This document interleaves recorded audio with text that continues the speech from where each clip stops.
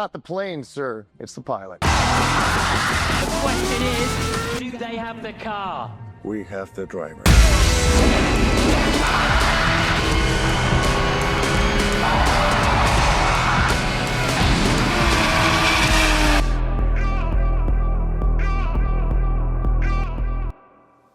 This decade, we've already had a few solid films come out, and then in 2022 and 2025, director Joseph Kosinski, who has a really good track record of working on films, would take the feat of creating 2022's Top Gun Maverick and 2025's F1. The craziest thing about these two films is how much we were caught off guard about how good they were. I thought this was just going to be another sequel, and this was just going to be another race movie. But after watching these two films in theaters, I left them both times in awe, giving both of these films one of the highest honors I can bestow on Letterboxd. Wow. But wait a second. I thought about this over the summer, and I realized that there's some correlation between these two films, besides them both having the same director. So let's start off with a little refresh. The story for these two films is a story that sounds familiar. An old-timer gets swooped back into his career by the request of an old friend. There's a young, inexperienced guy that isn't just looking to learn, he's looking to take the spotlight. What follows is a clash between wisdom and ambition, as the veteran fights to prove that he still belongs, while the rookie fights to carve his own legacy. In the end, these two films show that rivalry isn't just about competition, it's about passing the torch, and discovering that the future needs the past just as much as the past needs the future.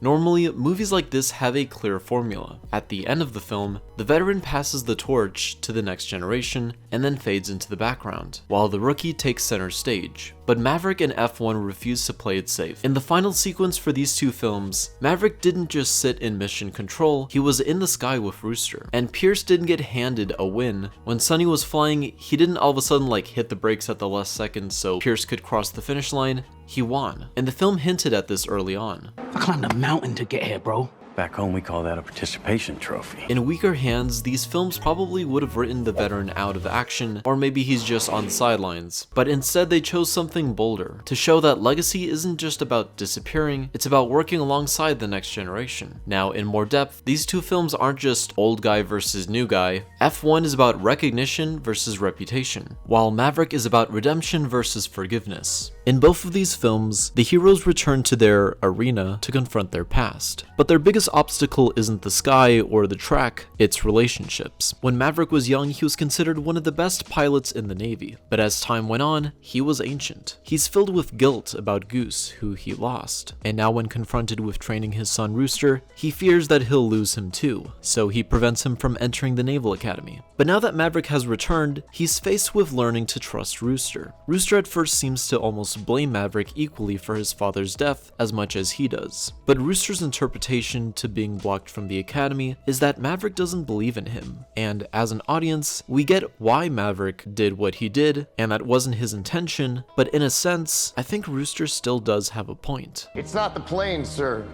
It's the pilot. Exactly.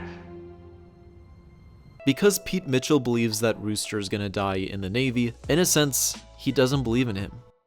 In F1, we find our old-timer, Sonny Hayes, someone who's pretty dismissive to feedback, does not want any help. Yeah, okay, Sonny, no fighting, let him through. Who's fighting? I'm racing. He represents an older era of F1 that leans a lot more on instinct, the racer, and the track itself, while Joshua Pierce is the young guy. He is impatient, obsessed with his own image. Hell of a race, huh?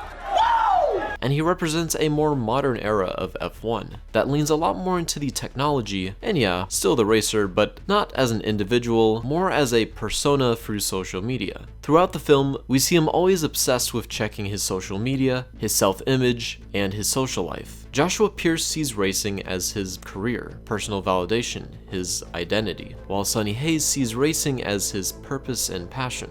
You can tell since the very beginning of the film that he doesn't care about what anyone thinks of him. He doesn't care about a materialistic reward. But on the other hand, Joshua doesn't care about respect yet. What the hell are you smiling about, man?